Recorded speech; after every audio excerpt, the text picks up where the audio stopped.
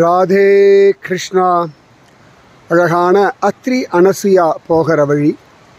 இங்கே ரிஷி கங்கா. இன்னும் ஒரு 2 கிலோமீட்டர் ட்ரெக்கிங் போகணும். உத்தராகண்டில் பக்தி அப்படி உண்டு. பக்தி மனசை பொறுத்தது. யத்பாவம் தத்பவதி. இங்கே ஒரு மரம், அந்த மரத்தில் நடுவில் இப்படி பொழந்திருக்கு. ஸோ இங்கே எல்லாமே கல்லெல்லாமே சிவஸ்வரூபம்தான்.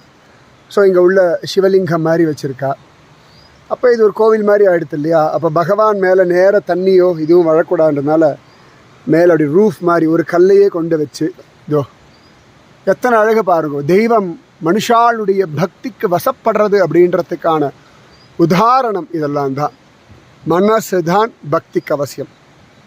இதை விட அழகான கோவில் யார் கட்ட முடியும் உலகத்தில்? இந்த பாவம் உங்களுக்கு இருந்தால் உங்கள் ஹிருதயத்திலையும் பகவான் நிச்சயமாகவே ஆவிர்பவிப்பார்.